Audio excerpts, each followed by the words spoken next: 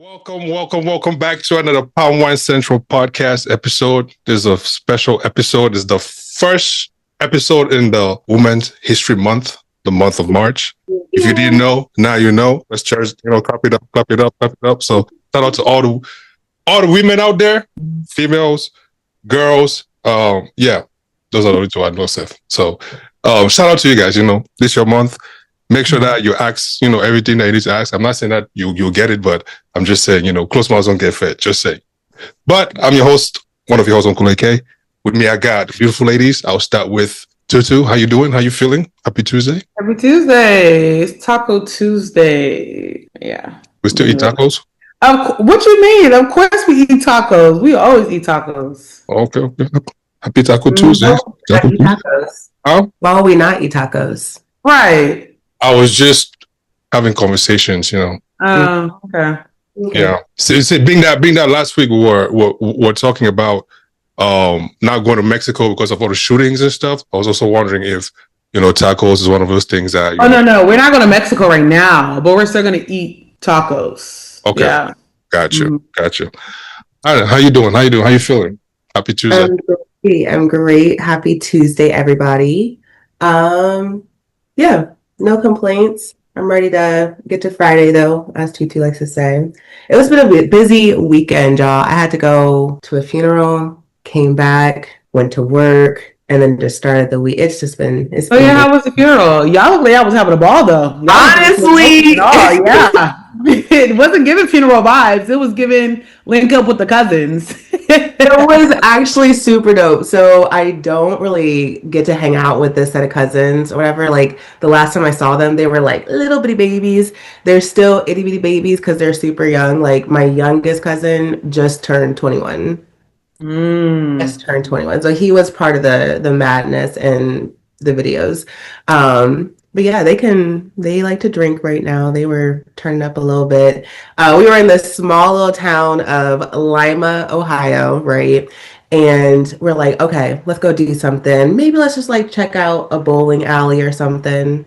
Everywhere in this town is closed at 7:45 on a Friday night, right? We're like, okay, So we're like searching, Googling. We're like, meanwhile, turning up at the hotel and everything. So then I find this place called Club Octane. We're like, ooh, let's check it out. It has karaoke, right? One of my cousins is like, I think that's a gay bar. We're like, let's just. It's open. So the bowling alleys are closed. Everything else is closed, but the gay bar is open. Listen, we took over. We had fun. It was a good night. We were turning up when my cousins were getting it. I sang a little Riri. It was good. Love that for you, girl. Yeah. And then on Sunday I had to work. So yeah. But anyway, good to see the fam. Yeah. You know what they say, nothing brings people together as these three things: church, funerals, and weddings. But yeah, we have a very special guest in the building today. We're talking about something a lot of us are quietly wrestling with, and that's building a career or surviving a job. In this economy where, for those in the tech sector, again laid off, you find a lot of people going back to the drawing board trying to pivot, right? Or trying to get back into the job market. Some people are dusting off their resumes. They've not touched it in 5 to 10 years, so, and it's brutal out there. But our guest today, Tara from Gary T Consulting, a career coaching and consulting firm that helps people stop freestyling their careers and start moving with intention. She's known for breaking down career moves into real practical game, whether you're job hunting, trying to pivot, or just tired of feeling stuck. So in this conversation, we're going to get into why most of us, we never thought how to manage a career, how to build your own board of advisors. The first step you can take this month is to get unstuck. Well, in these trying times of, Uncle Trump and his wars, a lot going on. But anyways, enough about us. Welcome to the show, Tara. Yeah, welcome to the show. Okay, well, like AK said, it's Women's History Month, so I have a little shout out. Shout out to Miss Maya Angelou. She was an American poet, memoirist, a performer and a civil rights activist who became one of the most powerful literary forces in the 20th century. She was born Marguerite Annie Johnson in 1928 in St. Louis, Missouri, and she survived a childhood marked by racism and sexual abuse experiences. She later transformed into her art and advocacy. In her earlier years, she worked as a dancer, a singer, an actress, a journalist, and became involved in the civil rights movement alongside leaders like Martin Luther King Jr. and Malcolm X. Let me jump a little bit. Across her life, she was widely honored. She received more than 50 honorary degrees, 3 Grammy Awards for her well-spoken word recordings, a national medal in arts in 2000, and the Presidential Medal of Freedom, the highest civilian honor in the United States. Through her voice, she helped generations of women, especially Black women, see their stories, their bodies, and their resilience as worthy of respect, poetry, and public attention. So shout out to Miss Angelou. Miss Maya Angelou. Woo-hoo. Yes. Okay, nice. Okay, now a little quiz for y'all. I do have multiple choice, so I was nice. Let's start with Tutu. I feel like you'll get this one. Oh, God. No. You'll get this one. You get this one. Okay. I have faith. Which entrepreneur became one of America's first self-made female millionaires by developing... CJ Walker, Madam CJ Walker. That's my hello. Yeah. I didn't even have to read the whole thing. Mm-hmm. Okay. Boom. Didn't have to read the multiple choice. Ooh, Tara. Okay. I don't know if you're a sports girl. Oh, we asking the guest? Oh, she being petty today. Wow. I'm trying. Just threw her in there. Okay. Everybody can get it. Okay. Who is widely recognized as one of the greatest tennis players of all time with 23 Grand Slam single titles? Is that Serena Williams? That is Serena Williams. See, I don't even read the... Y'all are getting it. Yeah. See, Okay. Smart. I'm Okay. excluded. It's Women's History Month. Okay. Okay. Yeah. Hit me. Let's hear this. Which former First Lady launched initiatives focused on education, health, and military families, and became a best-selling author after leaving the White House? Michelle Obama. Oh, thank you, Jesus. Woo! Okay. You better. Killing it. You have to be out here saying Melania Trump. Come on now. Hey. All right. This one can be for anybody because this one is kind of tough. Okay. Mm-hmm. Who was the first Black woman in space? I know this one. Oh man.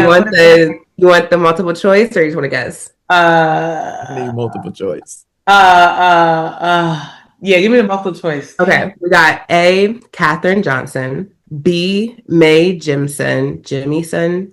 May. What's the other option? Sorry, go ahead. C, Nichelle Nichols, or D, Guion Bluefield. I don't know how to say it. Is it May? She's right. The May one. May. It's May. I do. It's May. There you go. Yes, girl. Katherine Johnson is NASA. NASA. Right? Yeah. Yep, she's NASA. Mm-hmm. Good. Yes. Y'all want one more? Okay. Yeah. Mm-hmm. I'm on a roll. Yes. My heart is still intact. You better.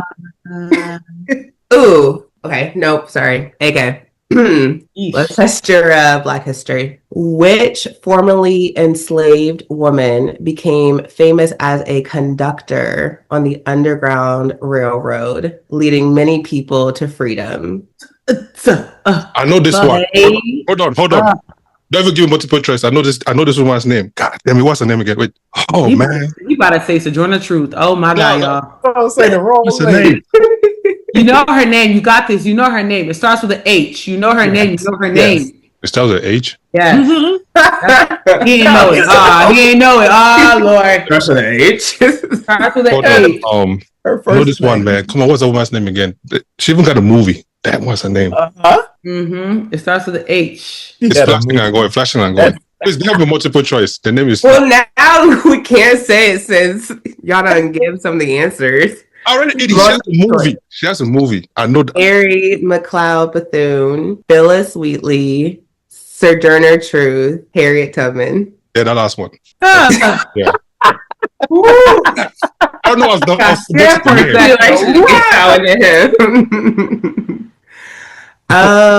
Okay, this is the last one for real. So this is for anybody. And I think this is a little bit biased, but we'll go with it. Which Black woman's cultural impact, including inspiring university courses, museum exhibitions, and discussions about race, feminism, and social justice through her music and visuals? We have A, Lauryn Hill, B, Beyonce, C, Aretha Franklin, D, Whitney Houston. I feel like it should be Aretha, but they're gonna give it to Beyonce. No, you might be right. It's who? Lauryn Hill. Like it's Lauren. Is it Lauryn Hill? It's the light skinned woman. What's her name? The light skinned Beyonce. Aretha Franklin. Yeah. That's what I feel like. It's supposed to be Aretha Franklin, but they're gonna give it to Beyonce, or it might be Lauryn Hill, because I think Lauryn Hill has a program at a school. I forgot what school it is though, where they like actually. Is it no? Dang. This one is hard. This one is hard. I know, that's what I said. I feel like it's a little biased. But y'all right. It was Beyonce. They gave it to her. Oh, yeah. That's right. Of course. Yep. Like, wow. It's our little quiz. Good job, guys. Good job. That was good. That was good. Yeah, thank you. I mean, I apologize for that one. Thank you. Thank you. Yeah. Okay, back to you, Tara. Now you're on the hot seat. Okay. Now you want to sit. So, that was a picture now. Tell us a little bit about yourself. Who's Tara? Let's start from the photo. Anybody watching right now who's never come across you, seen this lovely face, Okay. Who's Tara? All right. So my name is Tara Gray, and the name of my company is Great Consulting. So it's a play on my last name and my first initial. So I always end my Tuesday tips, which is, we happen to be on Tuesday, so it's just ironic that you all had it. I always end it and that's spelled Grayt. And then I say, why is that? Because you're great, right? And I say that all the time. So it's a play on that. So that's what I've done in the more recent years for the consulting piece. But I'm originally from Philadelphia, so Philly. I'm an Eagles fan, so that's one of my things there. Eagles fly, I have to represent. I ended up coming down to the DC, Maryland, Virginia area, which is where I live now, when I went to Howard University. I was a transfer from NYU. So I did the predominantly white institution initially, and then I said I have to go to a HBCU, right? And that was probably the best choice of my whole entire life. I be trying to tell them, they don't listen. Yeah. It was probably the best choice, and I ended up. I finished undergrad. I played basketball there. I was a Division I basketball player. I wrote for the newspaper. I wanted to be a communications person, like a news reporter initially, and then I decided, screech, I want to go to law school. So ended up going to law school, and I wanted to be that whole, I want to represent athletes. I want to be that agent, and I want people to know about their contracts and not getting taken advantage of. But I didn't realize how much had to go into that. I was first generation going to law school. And I didn't know how much money you had to have in order to represent athletes before you actually represented them. The law degree was not enough. So I ended up using my law degree more like a JD MBA.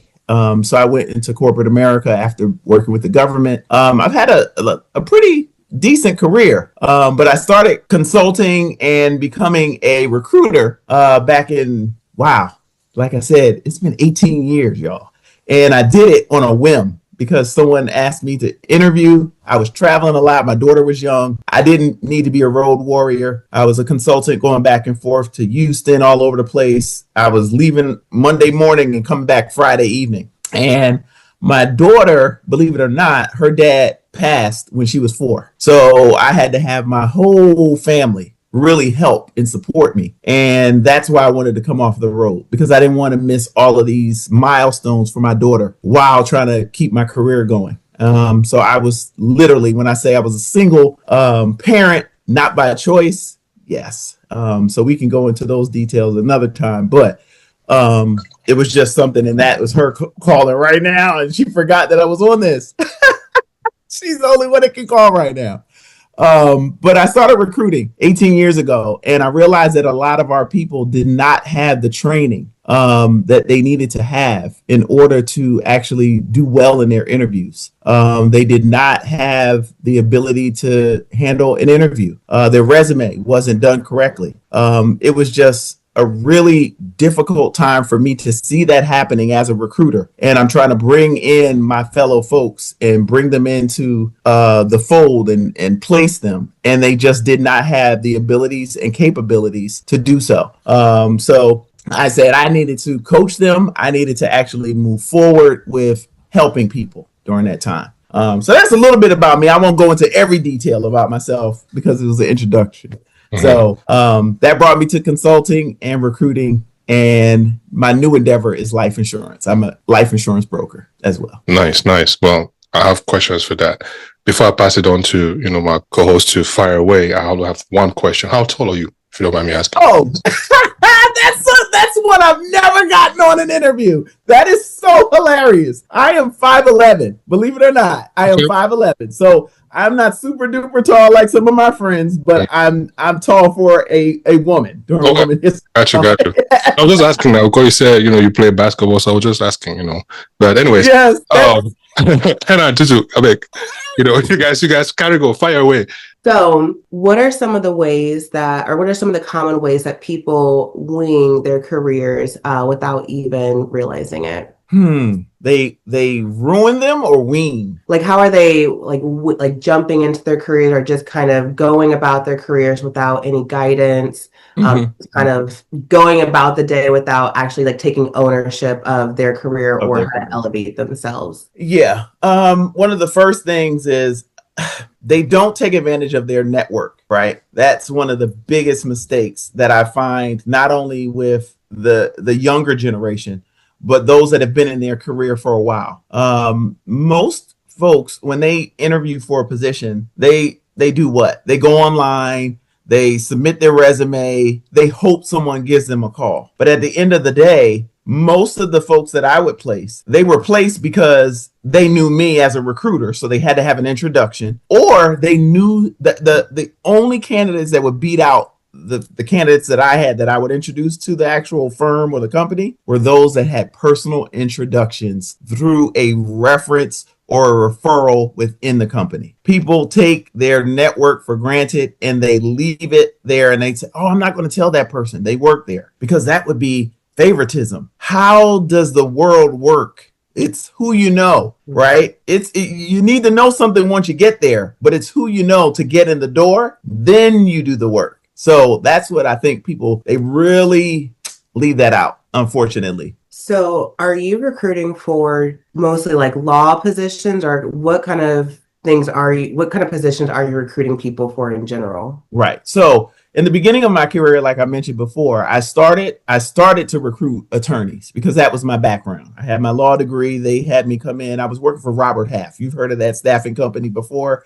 And we handled temporary and permanent placement of candidates. So I handled paralegals, attorneys, anything in a legal department for a corporation or a law firm. But I progressed in my career. I actually, and that goes back to your first question, because you could have asked it again. It was fine, because I have had a number of positions. So I've worked in the financial industry. I worked for Mellon Financial that later became Bank of New York. And that was when I was downsized. Believe it or not, that was back when 9/11 happened. So I was left to kind of say, oh my gosh, what should I do? And then I transitioned to consulting, where I was traveling. And then I went in-house for Robert Half and started recruiting. Every one of my career shifts has been because someone recruited me out, believe it or not. There was one time where I did it, and that was when I worked for the government. I decided I couldn't work for the government. That was one of my first, like, I guess, ventures outside of law school. But everything else after that, I was recruited out. Someone asked, hey, we saw your resume. We saw this, or this person told us about you. Would you be willing to have a lunch? And I tell people to this day, I'm always open to have a lunch. I'm always open to have a coffee break. Because you never know what may come of that. So I'm never past that conversation. So then I was recruited to a couple of other staffing companies. And then ultimately, believe it or not, and this is something that I've had to experience, I ended up going in-house to work for Amazon. So AWS, right? So that whole tech industry, like you said, Uncle AK, I said, let me give it a shot because I'm going to work with executives because at that point, lawyers are executives in the company. Some of the folks that were IT, they were executives within IT. So I said, okay, I could do this.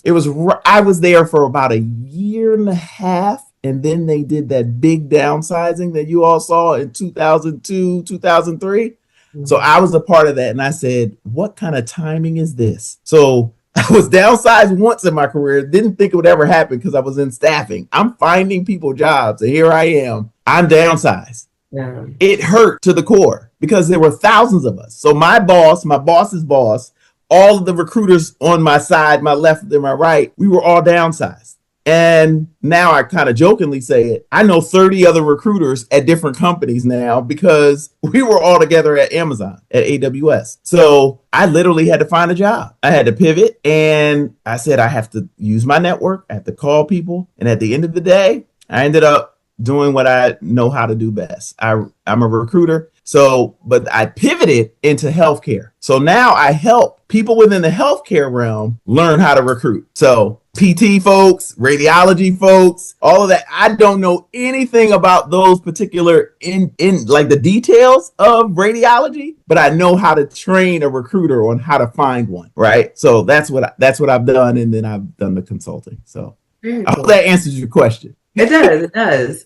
And actually, you kind of said some things that lead up into the next question, which I liked, was you're talking about pivoting, you're talking about kind of hopping around. And so what do you tell people who might be like scared to go to a different position or to feel like they don't have any job loyalty or they don't feel like they're, keeping stakes in each business? You talked about, always being open to have a conversation or to have a lunch. Is that some advice that you give to people or kind of how do you navigate that conversation? Yes. So if you're afraid to jump, I would say do it very carefully. Right? Because if you have that fear, you might mess up your next step. Right? So first of all, I try not to have any fear first. Right? So that's why I'm always open to the conversation because I don't have any fear of what may come of that. If I had the conversation and I don't want to move in that direction, it's nice knowing you. Let me add you to the network. Let's put you on LinkedIn and we'll communicate further and I may be able to find a job for you or for someone else another time. But that's what I look at it in that way. But many times I'll say this, people, they have so much loyalty to their current employer, but that current employer doesn't necessarily have loyalty to you. I told you. So here I was, 20 years into the industry now, right? But it was what 3-4 years ago. So that's like 17 years ago, 17 years in the industry. And I was downsized. And there were people that were more senior than me that were literally, Tara, you've done a great job, but you no longer you're no longer employed here. And it was just that quick. Ooh. I said, I have bills to pay. My daughter is in school. I'm thinking of all of these things. And I said, sorry, but we'll give you a word of like reference. You get some severance paid. And that's it. So I think a lot of people make that mistake of being so loyal, but to the detriment of themselves. Of themselves. Mm-hmm. I have a hand before you go to the next one because oh boy, I know that touch. Woo! If you only knew how much I be complaining. Like, don't get me wrong, I'm very grateful I have a job because it could be worse. But my job, they will find it. They will find some type of way to stress me out. And I'm glad that Hannah asked that question because going back to the whole loyalty thing and like paying your dues, a lot of like the one thing that I hear a lot is, I have to pay my dues because I am one of the youngest out of the group but I'm not the newest, but I'm almost the newest. I've been there for almost 3 years, but there's somebody that came after me. So I'm still technically new. So like when it comes to certain things, it's like, oh, I have to be the one to work the shifts, or I have to be the one to make this sacrifice because I'm paying my dues.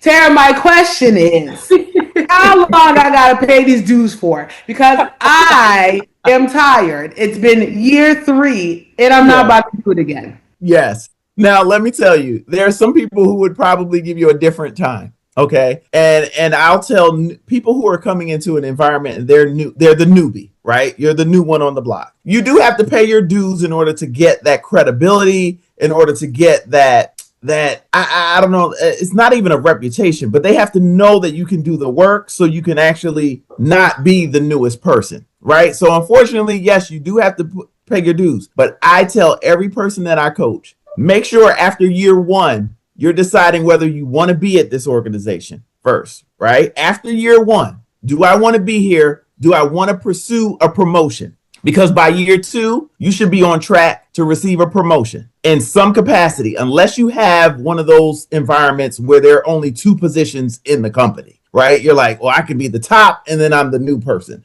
That's it. But usually there's some middle ground there. There's something that you can do in the middle. So by year 2, you should be on somebody's track or somebody's radar to receive a promotion. And you have to decide where that will be within the organization. If you cannot find that, you need to start looking for a new position. That's what I tell everyone. Because I ain't saying she said it, y'all. I ain't saying she said it. So just hey, just okay. That's her. But okay. I always say this though. Here's a caveat. Do not move from your current position until you have another one. Yep, that's true. Yeah. Yes. Okay. Yes. Indeed. Lockdown. So basically, technically, what I've gotten from this is that I need to be because we're on year 3. Comprehend too well. Yeah.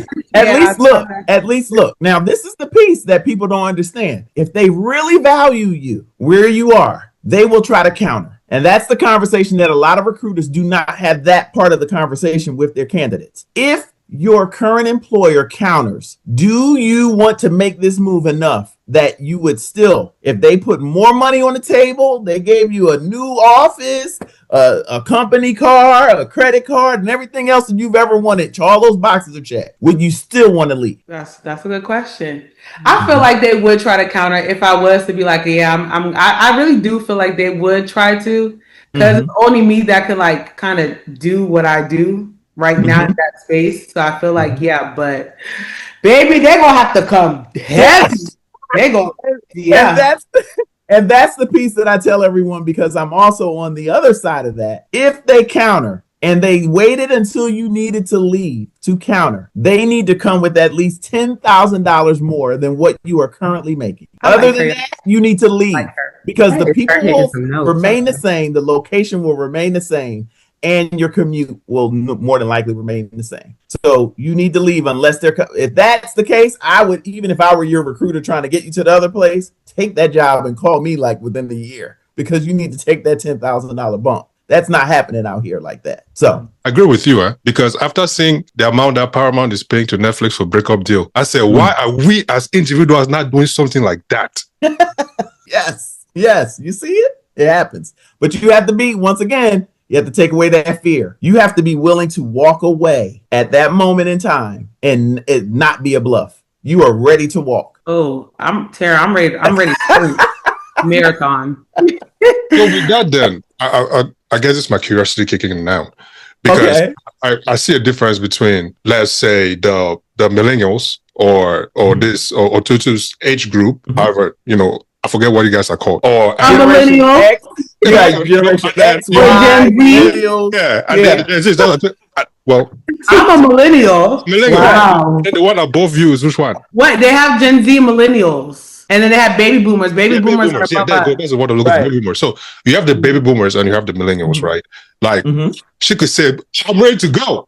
In her mind, it's not even a factor, right? She's not even thinking about it. But if people sit down and think about everything in the book, they'll calculate, man, wait, when am I going? How am I doing this? Like, is this even beneficial? Like to the T, right? Like they'll take all of that into into consideration. Well, I guess my question is there really that difference? Like in today's world, like as you're consulting, do you still see that difference from baby boomers and millennials and how they make decisions, especially at a job? Yes, there's a difference in, and I'll say this, not everything. Oh man, there are some baby boomers that look at millennials as if they are bratty, if they are not elitist, but they're entitled. They aren't loyal because they want to move very quickly. But I have to actually coach those individuals that are managing millennials to let them know the environment has changed since the time you entered the workforce.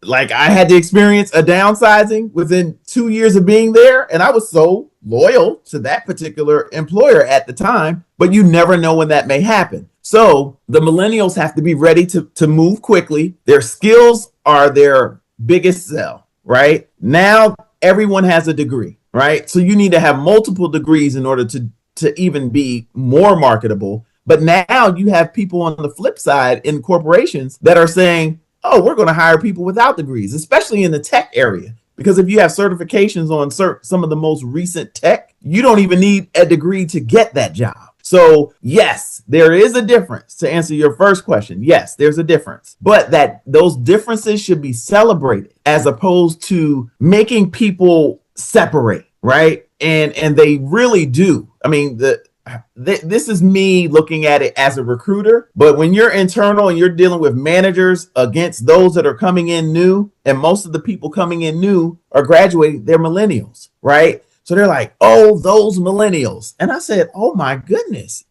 these are the people that you have to bring up and they're going to succeed you. So you need to train them, but you can't look at them as if they're doing something wrong. The housing market is different. It costs more to buy a house. Some of them still have to live with their parents right now because they can't afford to buy a house like you did when you came out, because houses were so much less. The interest rates were less. I mean, they were totally different times. So I say we should celebrate, but many times they are not. They are at odds. They are at odds. This woman is speaking facts. Because let me tell you, Lord Jesus.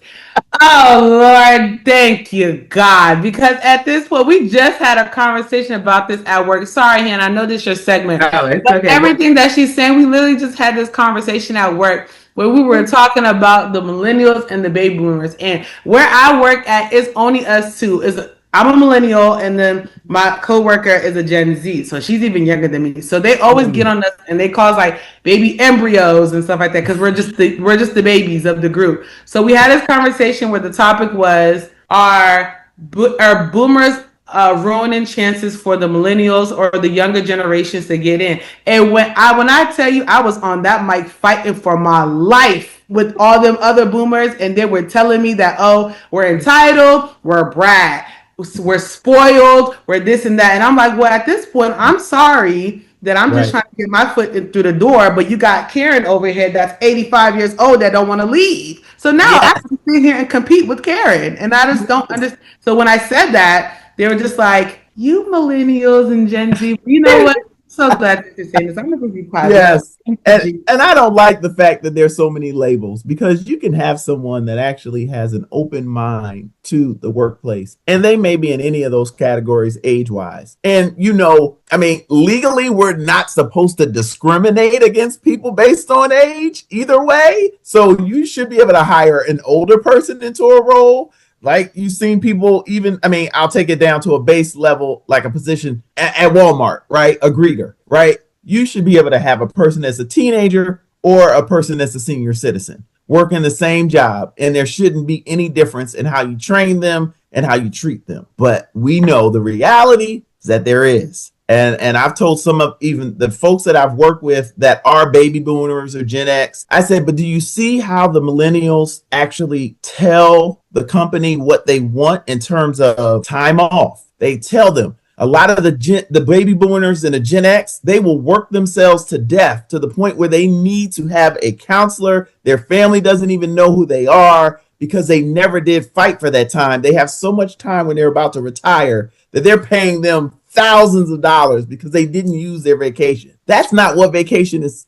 supposed to be for. So there's some unhealthy ways in each group But I said we can learn from some of these millennials if we really look at what they're doing.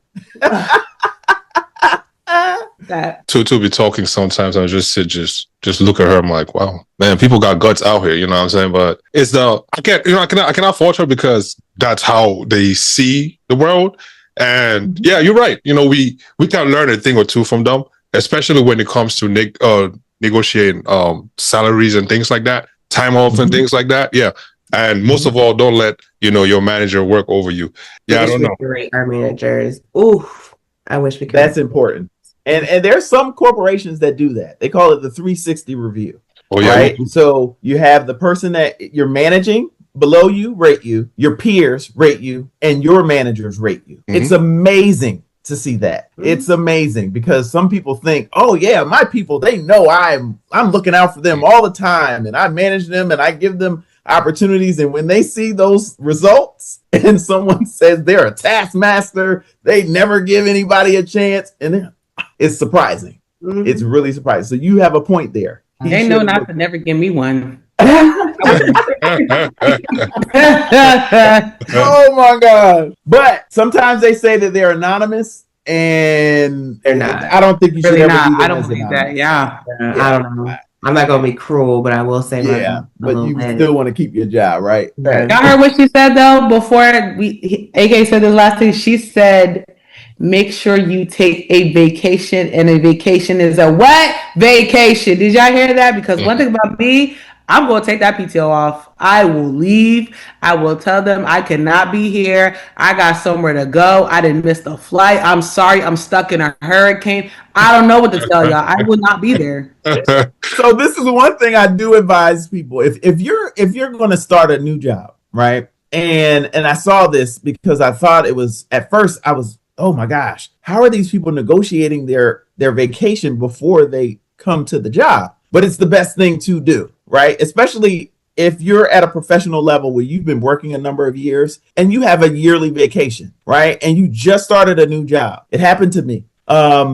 I started in the month of April, and then I had a vacation plan. That's when I went to Africa, Uncle AK. I went to Africa, and of course, it was my first time ever going. So it was a once in a lifetime trip that I had been planning a year before. So I told them before I even started, but in August, which will be only a few months from now, I will be going to Africa. And of course, I wasn't going for a few days. It was like an 11-day trip. So I had to tell them. And I said, so even if I need to go in a deficit for my vacation because I would not have accrued a certain amount of time, I'm okay with that. Non-paid, whatever it has to be. So, but I did let them know it would be happening. I wasn't requesting if they would allow me to, that it would be happening. And would be. People do it all the time. And that's where I got the confidence to do such a thing, because I was a recruiter and they would do this all the time. The attorneys would do it on a regular basis. They would give them their next 2 vacations before they were even starting. I said, oh my goodness. But they never had an issue because they were told in advance. No, let me ask you this because wait, hold on now. Can you, to what you just mentioned, right? Please help me understand this, and maybe I could use this to maybe educate some of my coworkers. To that, would there be a difference, or is it the same when we're talking about FTs and contractors? Contractors are treated a little differently when it comes to vacation, right? Because you are on a contract. If you don't work, you're not paid, right? But you have, and it depends on your contract, because if you actually have vacation time that will accrue over time, you're getting that every paycheck, right? If you're a full-time equivalent, right? If you're a contractor, they have certain terms that the place that you're working for, they give you concerning vacation. So you need to look at that contract and look at those terms. And that's the only difference. With a contractor, you don't have as many quote unquote rights as you do as a full-time employee. Gotcha. But you can still tell them as a contractor, because you are paid, you're there for a certain amount of time and you might be there for years. So, but you might have to go non-paid for the whole duration of the vacation. It's not a paid vacation. So that's a little different. That one's a little different. Yeah. People talk about, experiencing discrimination, I almost say racism, but discrimination and all whatnot. Man, sometimes you don't really get the concept till you're a contractor and then you go full-time, or full-time you go contracting. man, Yes. you really know the difference. People treat like the CEO badge is red instead of blue or green. A big difference. I'm like, bro, it's just the same human being. He does the same thing as you, but just because your badges are different. Yes. Different. But what's really interesting is when a contractor is actually transitions into a full-time employee, and then one of those people that discriminated ends up reporting into that contractor. That's a day of redemption, so to speak. It can change. I know that feeling. Well, kind of going back a little bit. So we talked about job hunting. When should people, so kind of like piggybacking off of Tutu's question, I guess, when is people's last straw? Like, when do they know that? And when is it a rough season versus when is it time to just move on, quit the job, look for something else? And let me tell you this, and I always, I preface this with, as recruiters, we would jokingly say job hunting or headhunting, which is what they call staffing, right? It's similar to dating, right? Or relationships, right? It's one of those things where we're trying to place and match people with the right job. But when you're on that job, and just like in a relationship, and you know that you've had the conversation with your manager, you know how you feel when you come into work every day, you don't feel the same. It's not the bells and whistles and the little butterflies in your stomach anymore because you're not happy. You dread going there. You feel the weight every time you go on Monday. You're looking so forward to Fridays. There's so many red flags going off, right? It might be my time to listen. All right. She was like, wrap this up. What did you just say? What did you just say? We can't wait till it's what? Friday. Until it's Friday. And you can't. And you know it. And it's every week like that. It's not just one time. It's every week. You need to start looking. You really do. You need to start looking, and you need to look for a place that will give you what you need in the next step of your career. Because just like a relationship, you're not going to go backwards, right? You're not going to get into a scenario or a situation that's worse than what you're dealing with. You want something that's going to pay you more. And I tell people as a general rule, if you're going to move, you need to make it worth your while. Even if you're doing a lateral, because you're moving from one environment to the next, you need to at least have $5,000 more in your base salary minimum. You want to have a sign-on bonus. You want to find out if they say they don't have a sign-on bonus, what other incentives do they have that you would receive you might get relocation. Ask for everything and let them tell you no, right? I've had people who I've given an offer to, and I did not want to coach them, especially, my people coming out of Howard University and things like that. And I'm just kind of like, hey, they need to really ask, but they're not asking because I can't really coach them to say, ask about this, right? And if they don't, the hiring managers are not going to freely give you that information. To say, oh, they didn't ask about the gym membership, we would pay for that. They didn't ask for continuing education, we would pay for their certifications down the line. But if they don't ask for it, we're not giving it. If they're relocating from California to DC and they didn't even ask us to relocate them, they're coming to DC anyway. You might be able to get an extra $5,000 to relocate, or 10 or 20. They may have a whole relocation package. So you need to ask, are there, and this is how you can ask, are there any other incentives that I haven't talked to you about that are available for me? Okay. And they will tell you as a recruiter. How much your coaching fees? Because I don't be asking like that. I be asking like, oh, I need to work on my approach. Yeah, and I do. I mean, I charge an hourly rate, and I usually try to get you 6 sessions, right? But we can work on your fee. Okay, because I definitely asked, y'all gonna pay for me to move to Texas? Because they definitely moved me out here. There you go. Yeah, exactly. And some people, guess what? There could be somebody sitting next to you that never asked, and they did not pay for it because they didn't ask. That's unfortunate. Couldn't be me. Yeah. See? Ask and it shall be given. Yeah.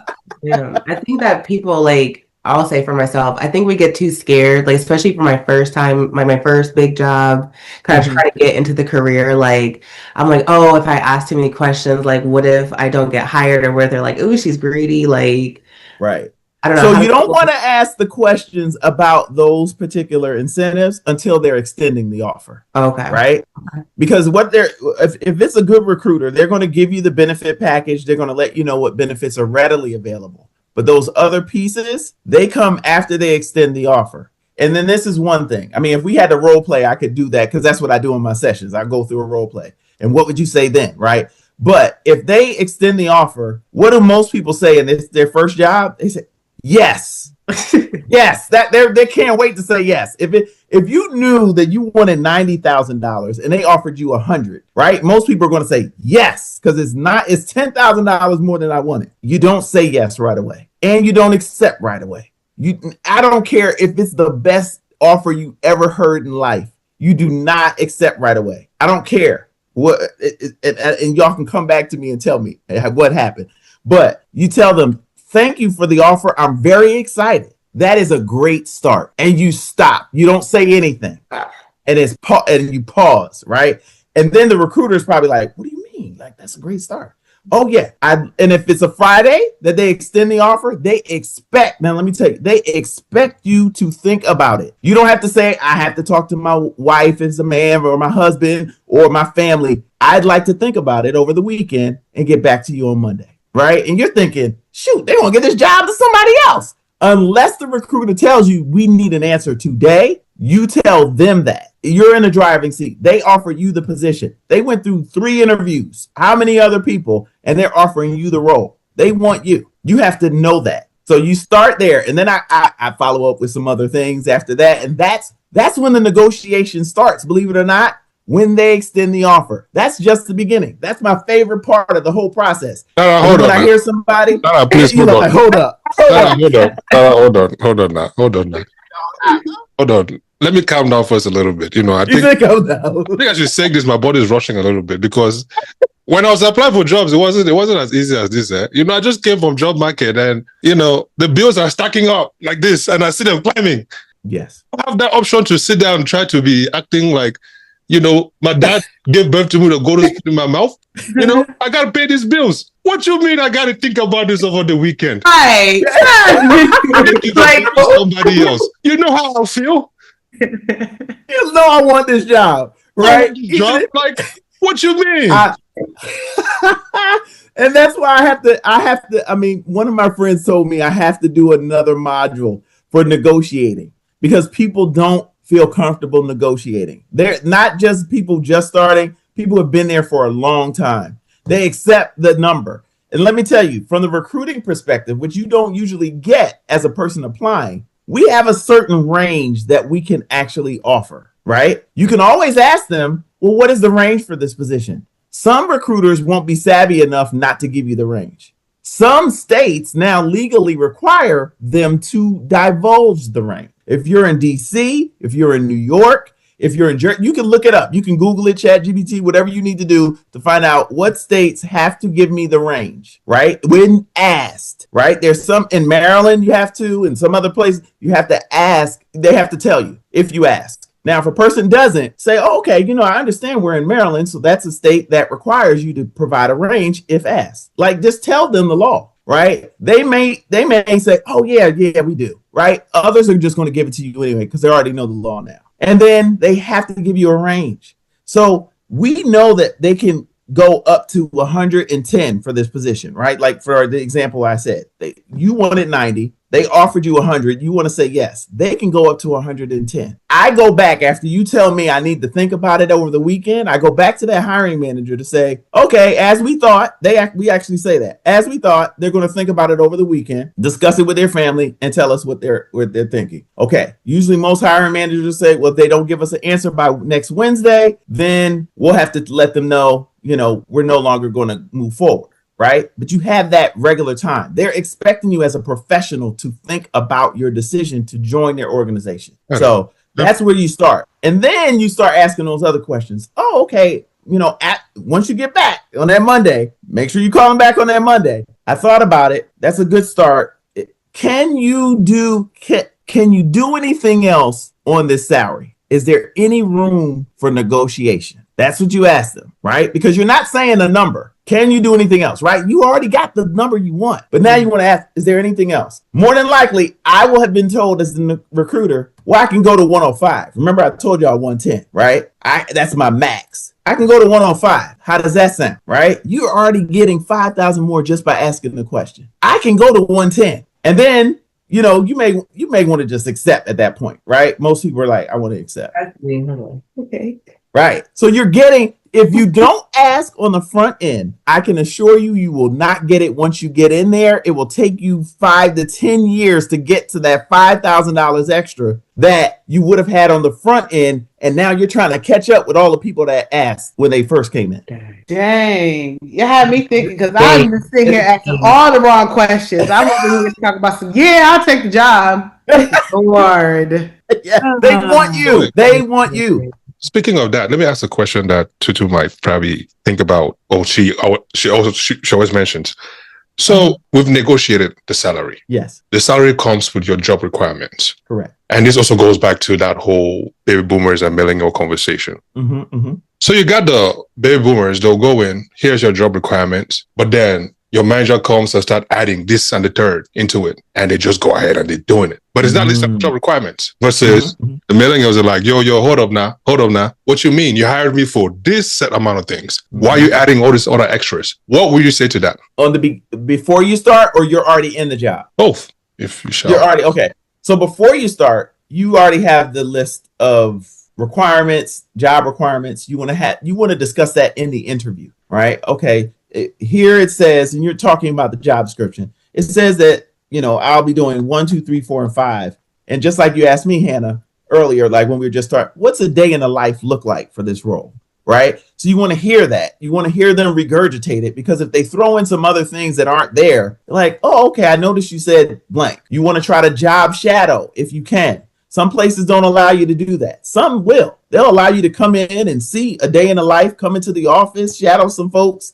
You could do, there are so many things that people don't ask about that I've seen people do. I'm like, man, I didn't even know you could do that, right? And they're doing it. But if you're in the job already, you should have a performance review every year or every 6 months. It depends on the position. You should have a performance review. Usually it's yearly. It's an annual review. You can get a bump in pay. You can get a bonus. You can get all of these incentives. You want to find out, based on these job requirements I initially started with and what I have now, I'm expecting this type of bump in pay, because this is now at a level 2 instead of a level 1. I'm doing the work of a level 2. Where's the section that you request more money? That part. Then you start with that. So you said 1 to 2. Based on my research or what I know about a level 2, it pays at 95. I'm only making 85. Based on that, let's talk. That's when you're now you're talking to your manager. You're like, so I really want to make sure. Otherwise, and this is a hard conversation, I don't see myself growing here because you're adding responsibilities without the compensation. Let me just go ahead and log out this. Let me just go. Oh, Lord Jesus. And they want you to remain quiet. They want you to sit there and suffer through it. They know you're suffering through it. They know your manager meetings. You've probably been in some of those in some part of your life. But if you haven't, managers are talking about, man, this person has so much more stuff, they may leave us. They actually say that stuff. If we don't take that off of them and resolve this, and then they'll say, well, what did you talk about in your performance review? Did they complain about it? Did they say anything about it? And you shouldn't complain about it. You should talk about it, right? There's a discussion that's different than you giving me this. That's not my job. That's a totally different conversation. Then my responsibilities have changed. So therefore, I'm ready to take this on. I've done it well, but now I need the compensation to match the responsibility. But you could tell the difference between somebody who's actually experienced something and somebody who's just talking. Like, they went and learned from the past at 7-Eleven to grab iced tea. Somebody talking about it and decided to just go and start, consulting. So, man, shout out to you, man. Like, thank you. And like I said, I've done that, and now I'm doing life insurance. And now you do life insurance. But you said a word they expect. I'm expecting. Yes. Some of us are confident and built enough, to use those kind of words. You know what I mean? So, but I guess that's where you come in as a coach, right? Mm-hmm. So, yes.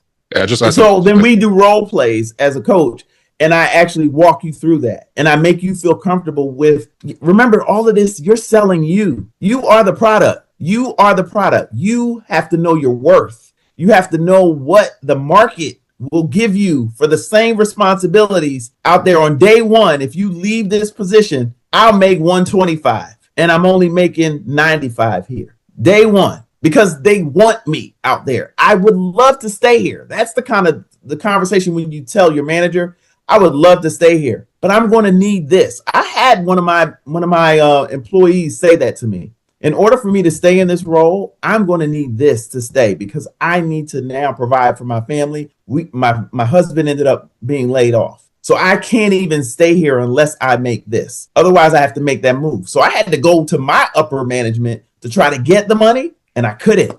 I couldn't match what she could make in another department. So I said, unfortunately, I have to say we don't have it, but I would love to keep you, but you're going to have to make that move. And that was a time where it wasn't calling her bluff. We just couldn't do it. So she left. But to this day, she wants to come back to work for me because she understood the working for me and the environment is totally different than the money she's getting over there. She's like, oh my gosh. Right. But I couldn't do it. But she had to have that conversation and she had to go for it. And I'm proud of her for doing it. Yeah. And the confidants, man. Yeah. Y'all thinking I can hear it.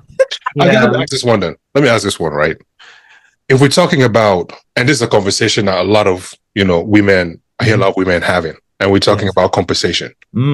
So women say they get underpaid more than their male counterparts. In your experience, what can you tell us about that? Are they approaching different? Is there something they can do better? Is there something we the men can even do better to get more than them? More. Ah! But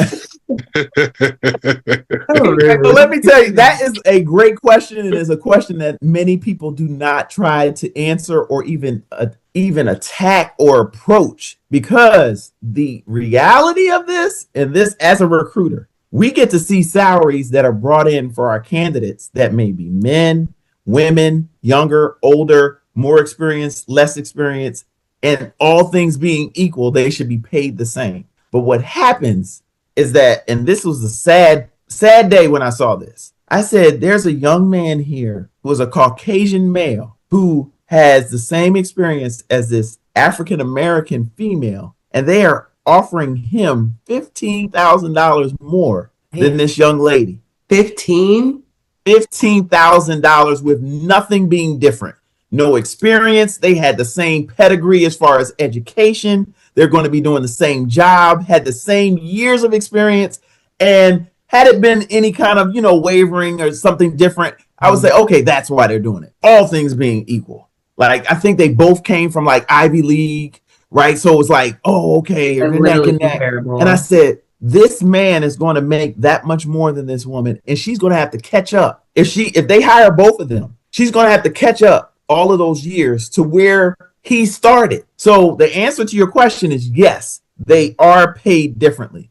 They're trying to change that with the laws that have been implemented. I actually was on a hill in Maryland in the state. They had a panel and a hearing that talked about wage discrimination and trying to get the wages for women to be equal pay, the whole Equal Pay Act and all of that, and all of those different, I guess you may say, political platforms that people were standing on. But we got it passed in Maryland. So I was one of the people as a recruiter to actually state that they need to be equal. If all things being equal in a position and a job are the same, a man and a woman should not be paid differently. Then let's not talk about an African-American woman or an Asian woman or a person of color compared to a Caucasian. In America, there is still lots of discrimination. And that's one of the reasons why you won't see a lot of people that look like me in recruiting. They don't even want us to see the numbers and the disparities. So then, kind of to piggyback off of that, will the amount that is, that's available for them to wager, right, or to negotiate, does that also change based off of race, gender, and that kind of thing? It should not, but it does. Because I've seen even some of my colleagues as recruiters, they're like, oh yeah, we're going to give him $5,000 more, and we might offer her like $2,000 because and they'll give you rationale that is totally discriminatory. Oh, he has a family. He's the, the head of the household. And not that she doesn't, but he's the head of the household. So we should pay him more.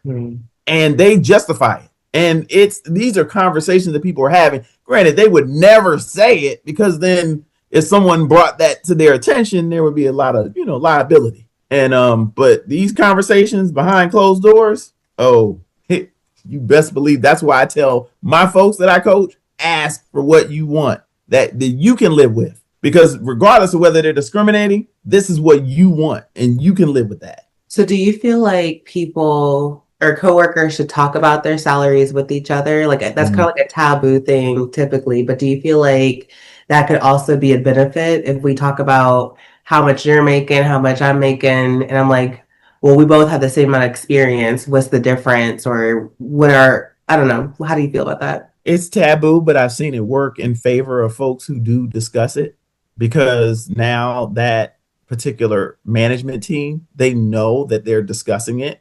They know that when they come in the door, it will be discussed. So we need to make sure there's pay equity and there's no pay disparity with this person versus this person, especially if they have levels. And you know how some companies, they have a level 1, a level 2, level 3. If you're paying a level 3, less than this level 1 that just came in, there's going to be a problem, because there will be some discussion and they're not supposed to. So we literally have had to advise some managers to bump up the pay of someone, because we need to pay this person more coming in, because now the market has shifted. So that's when we start doing those market rate changes internally. You need to know that that's happening. And that's why I tell people coming in the door, ask for what you want. So, Kenny, got a question? Nope, I'm done. No? Okay. When you're talking about, so we're going to kind of segue into like interviews and resumes, right? So when you are like, what are some red flags or some habits that people do that immediately you're like, this is about to just kill the chance of you even possibly getting this? Like, what are some things? Because now in today's society, we are all on ChatGPT and whatnot. So we feel like I said, we're gonna go ahead and just go on ChatGPT and go ahead and make me this resume for this little tech job, and maybe it's gonna go ahead. But what are some habits or some red flags that you're just like, that's not what we're doing? Let me tell you one of the first, and it's funny that you said this, because we just talked about it as recruiters, I want to say a week and a half ago. We had a candidate that applied to a position, and we know that people can use ChatGPT. We don't frown upon it. We don't frown upon AI. We encourage it actually at times.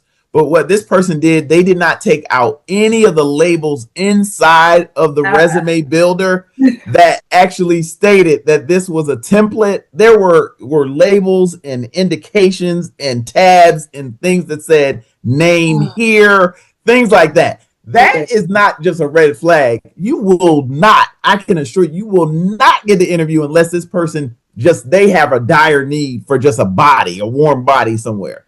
But otherwise, like that's a red flag for one, right? If you have misspellings in this age of AI, if you have misspellings on your resume and you did not even bother to do a spell check, you didn't even look at the verb tense, you didn't even take the time, you're not getting the interview with me, right? You might get it with someone else, but you're not getting it with me, because that's your reflection of you, your resume. It can't be wrong right now. That's where you're supposed to be like in the interview. Yeesh. It's so funny that you said that, because just last week we was talking about what is a clause and a verb and a verb and whatnot. And baby, let me tell you, grammar. Tutu be putting commas after every other word at this point. comma. How you speak and how you write, you need to just take the time to have someone who's a resume writer or a coach or someone to review it. Just take the time. If it costs whatever amount for them to review it, some people will write it for you. But this is what I warn you. If you get your resume professionally prepared, know your resume. There are people who get those and they come into the interview and I already know. I'm like, this is a great resume. Do they know their own resume? Right. So I move around all in the resume. I don't go in order. So Like, okay, and what did you do here? It says you did blank, blank, blank, blank, blank. And sometimes they have a surprise look, like, what? Did I say that? Like, did I put that on there? And I said, oh, Lord, they don't know their own resume. So that's a flag. You need to know your resume up and down. If someone starts at the bottom and says, take me through your career and start here and go up to your present, right? You should always start with your present day position and then go down, right? And then if your education it's like prestigious, like you went to Harvard University or one of those colleges that is like an Ivy League, but you've only been out for a couple of years, put your school at the top. But if you've been out for 10 to 15 years, I don't care where you've gone. Your school should go at the bottom. You don't put your school at the top. That's a good. Okay, so on your resume, how many jobs are you allowed to list? Like, obviously you start with your present, but then like how far down are you allowed to go?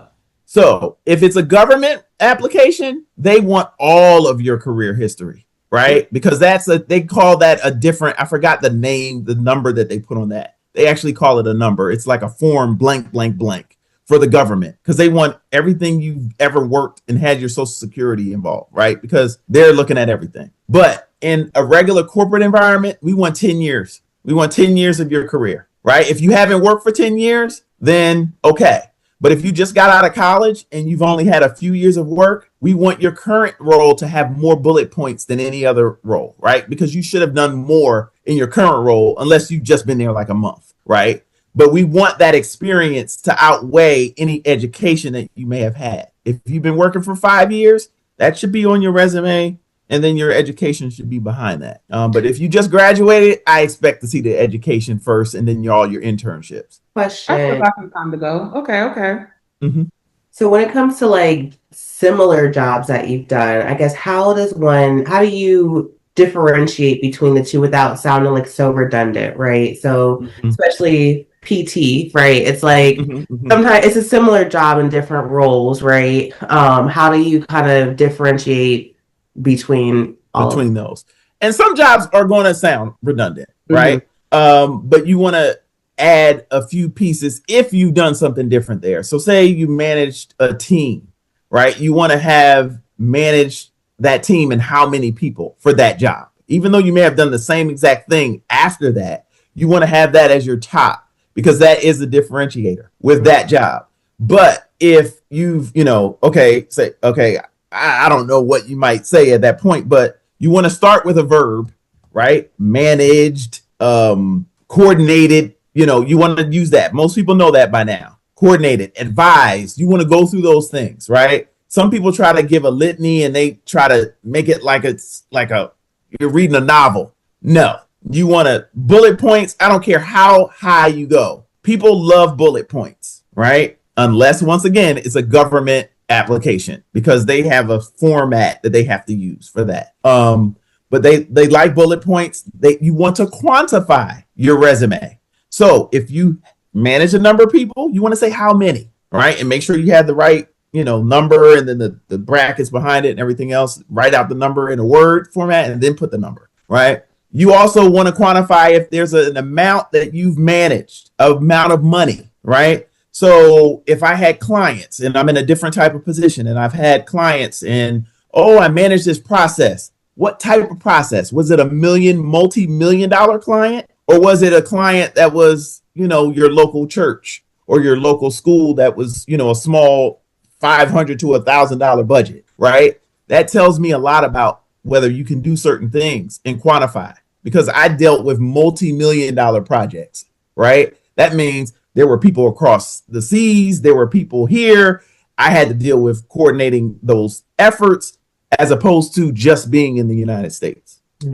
Oh, wow. Well, I've heard that, because a lot of people like you said, with the numbers, like if like the percentage is a big thing. So somebody told me to put that on there. Like, you're right, coordinated is a big word, or like manage, or things like that. So I do agree. Like, that's actually really important. You said it doesn't matter how many like bullets, as long as it's bullet, because you want to have more bullets in the current role than you do in the others, right? You can have 2 to 3 bullets in some, but you want to kind of keep them to a minimum. You don't want to make it so coordinated the office, moved here, right? You don't want to make it like that. So it's just kind of like, oh my gosh.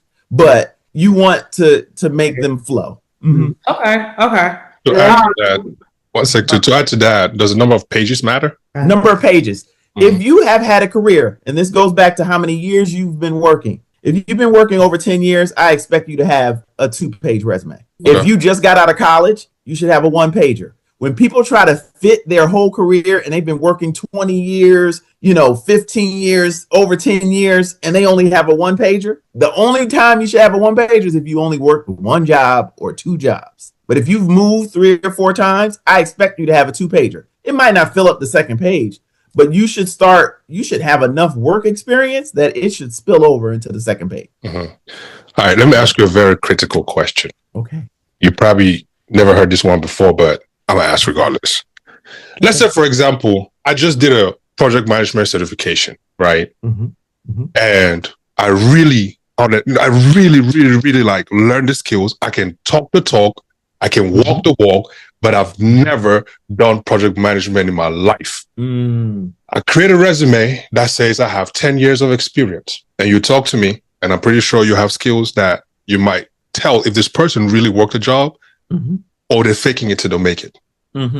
Now, how do you use your spirit of grace, discernment, when you encounter things like that? And I'm speaking especially for, my peoples, you know what I mean? Like, like we're going to fake it till we make it, especially if we see a group of people saying, oh, this in this period, everybody's learning AWS. We all going to learn AWS, even if we've never, heard about EC2 buckets or, things like that in our life.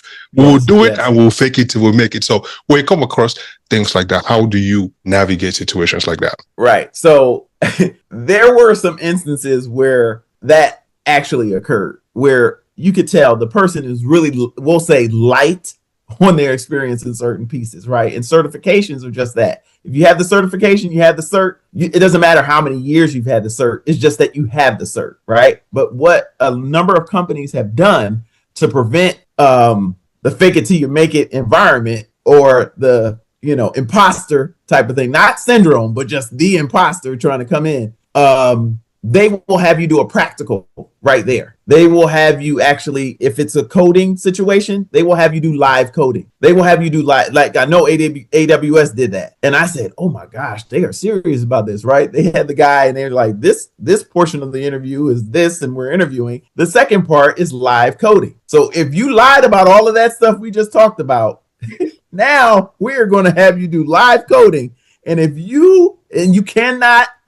you cannot use any help. And then the person that just interviewed you is on the screen like we are right now, watching you. So if you're looking around and trying to look for stuff, it's kind of hard to cheat on that. So that's what a lot of companies have done to prevent that imposter syndrome. And if it takes you too long, then they're like, he tried, right? We'll give you another chance or something else. But that's what they try to do. If you don't have to do live coding, they'll try to ask more of the situational questions, behavioral questions.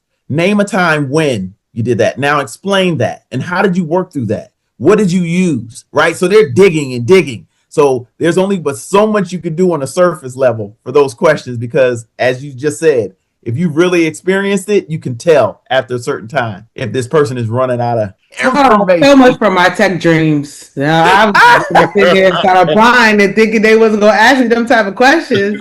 Just fake it like I make it. Ugh. Yeah. You don't got no tech dreams. No tech dreams. I mean, I don't got no tech dreams. I don't really care for no tech, but I need tech money. So therefore, we just go. Yeah, that tech money. Man, boy. Act like a Sith. After telling us we're the most laziest people on earth, you want to come and join us. Okay, well, technically, they're welcoming you. Yes, I said what I said, right, Tara? I said that tech people, they don't be doing nothing. All they do is just sit and just be chilling. And because the people that I work with, you know what? And my bad for the people that see this at work, they don't be doing nothing. They just be just chilling. And when the issue comes, I feel like I'm the IT and the engineers in there, because why am I figuring stuff out?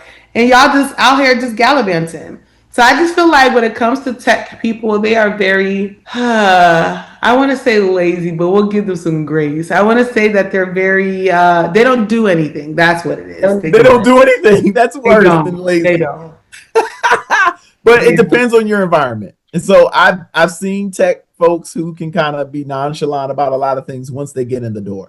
But when they're needed and they need to handle an issue, they don't have to. I mean, I'll say this: tech people can be very calm about some things that other people are really frantic about.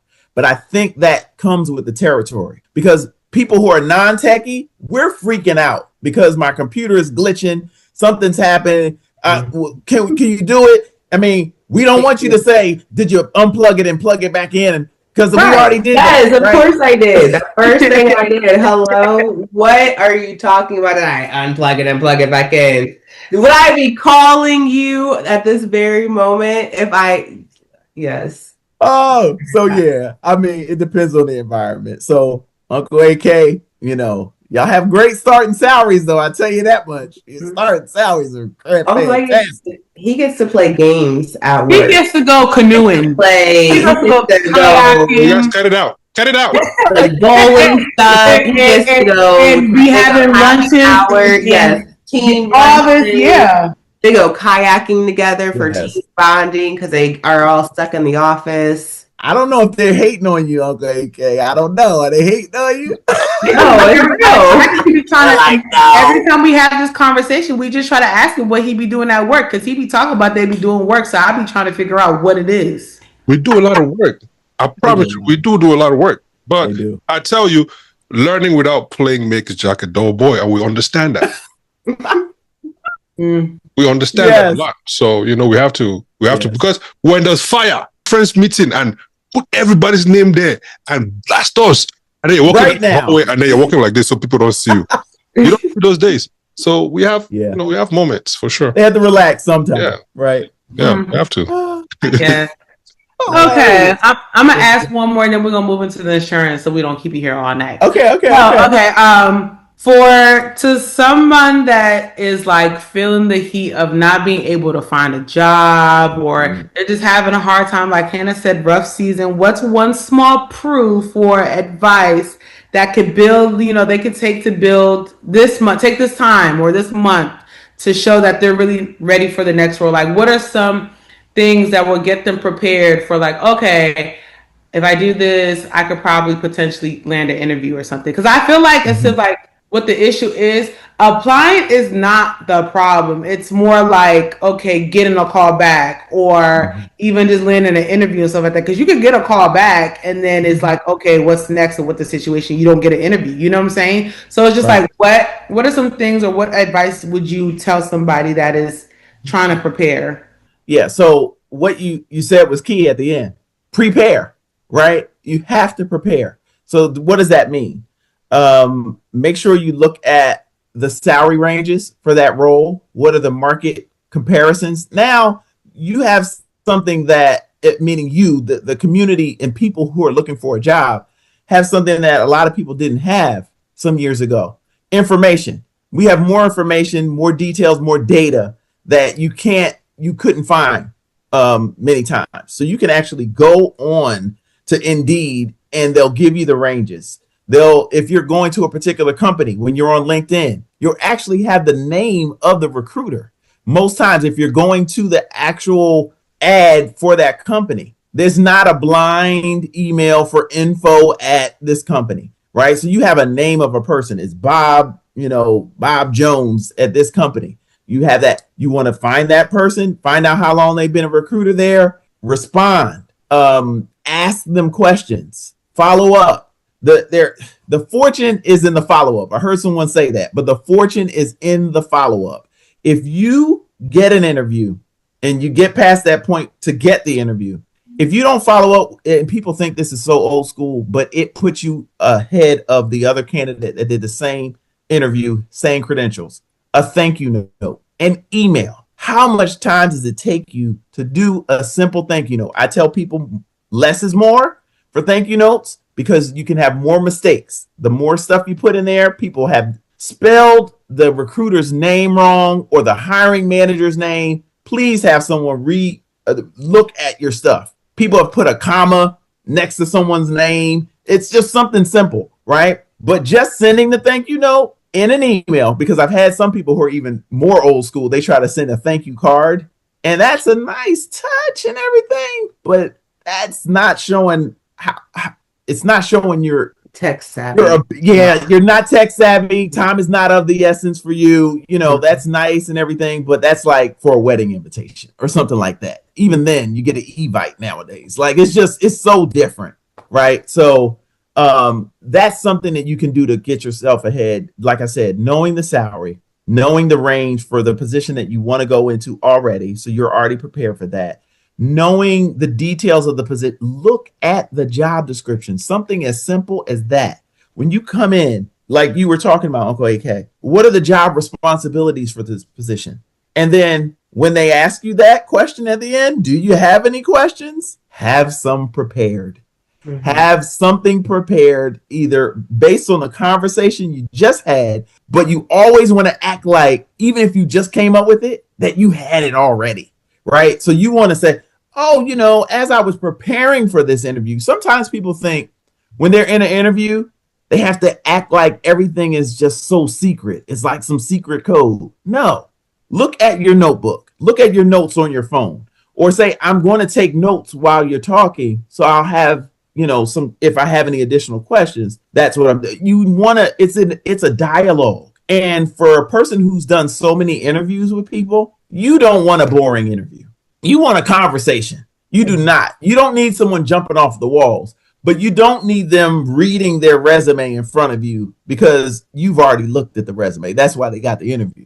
Now, if someone opens up with, tell me about yourself, they're not asking you to tell them, you know, like where you're from and all this other stuff. Yeah, they want to know that, but they want to know about your job history. Some people don't even respond to that correctly. They want you to walk through your resume. So you need to know if there's an interviewer that's like pummeling questions at you, or it's open-ended. They sit back and they lay back and they're like, tell me about yourself. They want you to go through your resume, right? And then there's some that are like, oh, this box says I'm supposed to ask this question. Now, those are the worst interviewers because they were probably thrown in there, and you're going to need to bring them out of their shell. You want to give them all the details they need to put on their box so they can make the recommendation to hire you. This is the one question I will also add at the end of your interview. And this is gold right here. If you get to the point where everything's going back and forth, you ask the questions, you want to ask this question at the end to the interviewer. Have I provided you with enough information to move on in this process? Right? It sounds real basic, but it's not asking for the job. It's not saying, did I get the job?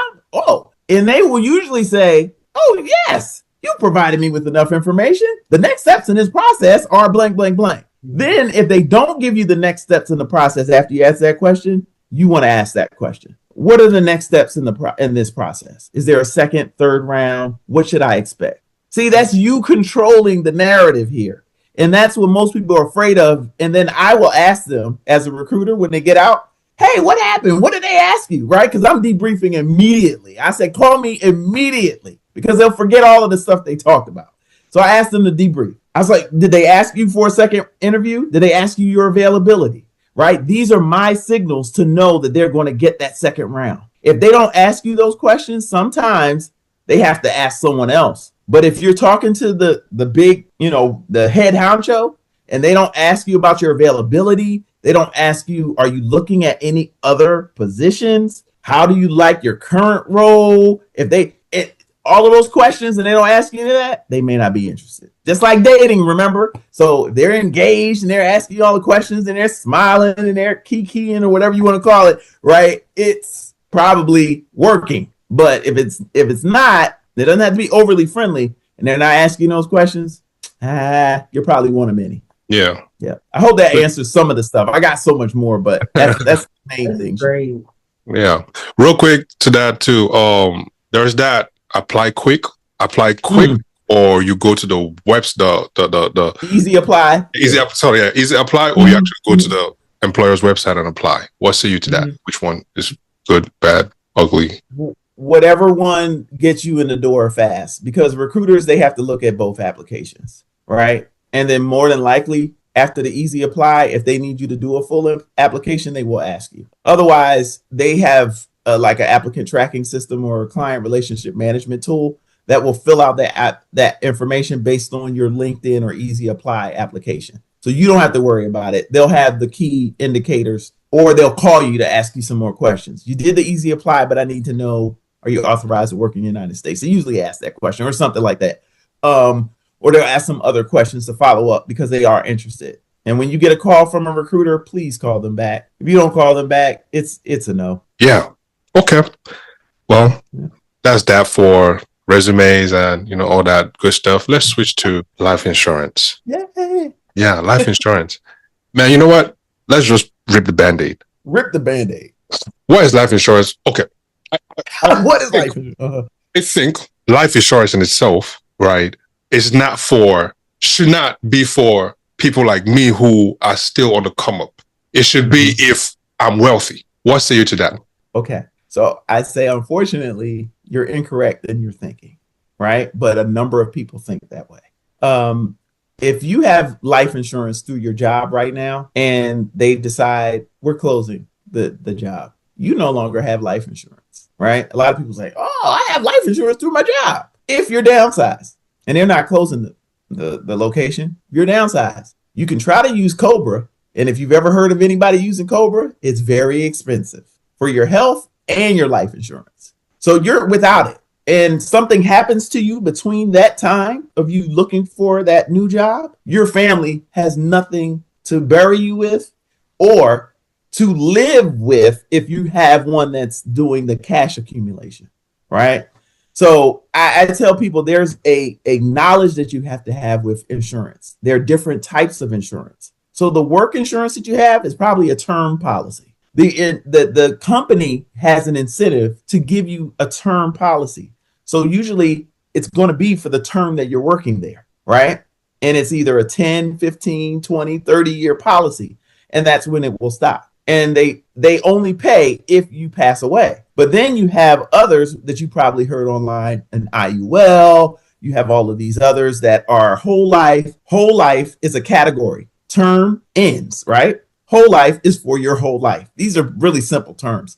But a number of people, including especially ourselves as people of color, we were not even able to purchase life insurance at a point in the United States of America because it is such a wealth builder. They did not want us to have the opportunity, and which is why I started doing this, because I'm looking to retire in some years or whatever. So I'm like, okay, I can get my license. Our people don't know enough.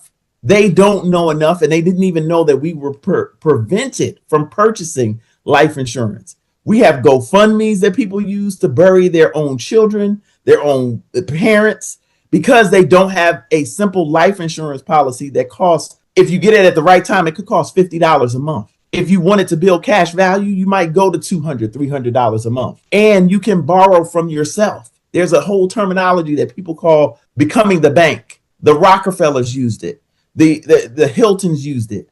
They insure every child that's born in their family. As soon as like 2 weeks, when they're 2 weeks old, everyone gets a policy. They establish a trust, and that insurance that is paid out if someone passes away is paid to the trust. So they keep building the trust. There's no fighting over the money. There's no fighting over what to do. The trust directs everyone after that. So you can imagine how many millions are poured in there. And they're not talking about $100,000 policy. They're talking $1 million policies. This is a wealth creator. So that's what I'll say initially about it. But I feel passionately about it, as you can tell. Okay. Let me expand on my question then. Okay. You speak about life insurance and term insurance, about life and term policy. And whole term policy. Whole term policy, yeah. Mm-hmm. So I guess explain this to me. Why should I buy life insurance? No, whole life insurance right now.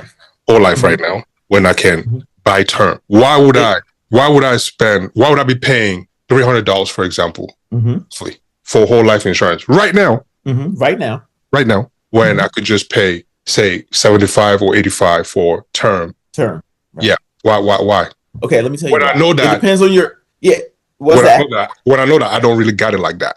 Right, and you don't have it like that, right? Yeah. You should not do anything that is outside of what you can afford first, right? If anyone's trying to push you to do something that you cannot afford, you need to go to another agent, right? That's one. Two is, it depends on your goals, right? So I'll tell some people They don't have a family. They don't have any children. They don't have anyone that is relying on their income right then. You should have a term policy at that point, just to cover your burial and something basic if something happens to you.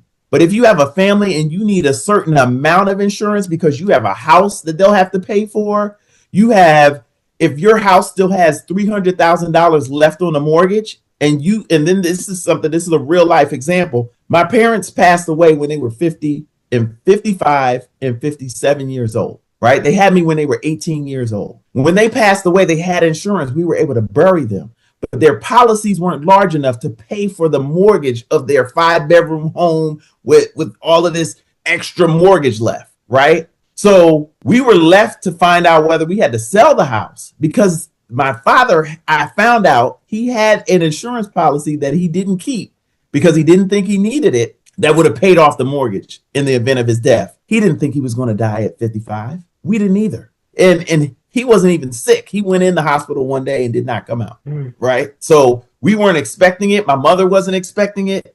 And that's why you have insurance. If you have someone that relies on your salary to live their life, any things that you've accumulated, your house, your cars, you might have land, you might have all types of things. You want that to be paid for so they do not have to depend or rely on the state or someone else to pay when you're gone. That's why. But if you really don't care about your family, you don't need insurance. Okay. So are you with like the you mentioned IUL? Could you define what is that and why is it beneficial or not? Okay. So Index Universal Life is a whole life policy, but it's based on the index. So if you've invested on Wall Street, you've bought stocks, EFTs, you've purchased these things and they build, right? But what we also know is they go down, right? They can crash. The market can crash. So what the IUL does, it mirrors the index, right? So it could be based on the S&P index, NASDAQ, BlackRock. You have certain indices, right?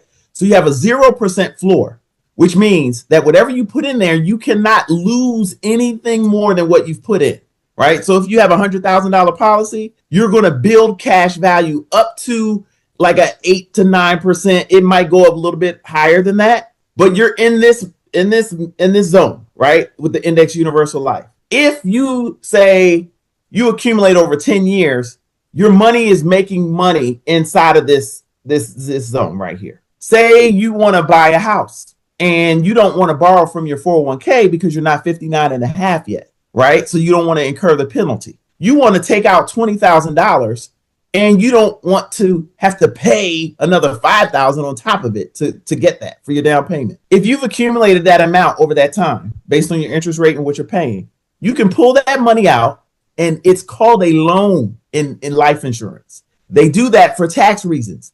You borrow that from yourself, that $20,000, no penalties incurred. It's tax free. It's not even considered income because it is based on the index. You use that to purchase your house. You go about your business or purchase a second house, a third house. A lot of people in real estate do this. At that point, you can go on vacation with the rest if you had some extra, right? You can do whatever you want. It's never considered income because it's your money and it's under the life insurance guise. That's why, because you can become very wealthy from that. I'm trying to get 5 IULs if I can have them. I can't even buy them fast enough because I don't know if people know this either. You can have as many policies as you can afford. So think about that. If you are interested in real estate, you can go that route. If you want to have a sweet 16 for your child, or you want to send them to college and you don't want them to have to incur financial aid debt, you can have a life insurance policy. And you've all heard of people say, oh, that's a trust fund, baby. Where did the money from the trust fund come from? Came usually from life insurance. Someone passed away years ago and put that money in there